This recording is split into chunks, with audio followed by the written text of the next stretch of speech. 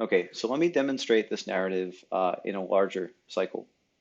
So again, the narrative is this is where we were, this is what we learned, and this is how we improved because of it. So in this story, we're working on customizable dashboards, and it's for the company I work for now. And we did tons of user discovery leading up to the project. We prototyped things, did usability testing of prototypes, etc. And so we ultimately bake it out to where there's two milestones, milestone one, milestone two. And as we ship milestone one, we shift focus towards let's test milestone one, make sure it's doing what it's supposed to do.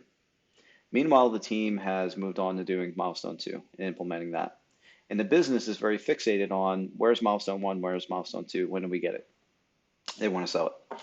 So essentially, as we're testing milestone one, let's say that milestone two is A, B, and C in terms of features.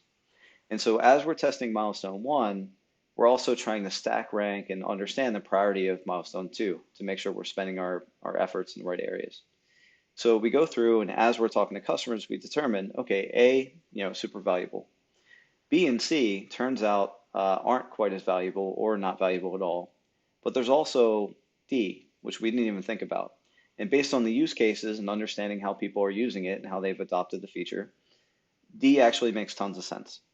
So what do? So we pivot and we say, okay, well, we're going to do A and we're going to do D, and we're not going to do B and C. And it turns out that B and C were actually more complicated anyway and more expensive. So if you look at that, that's an impact of UX on the business where you're changing the roadmap, big impact. Because essentially we're saying, okay, milestone one was this. We thought milestone two was this, but it turns out it's actually this other thing. And you're going to get it sooner.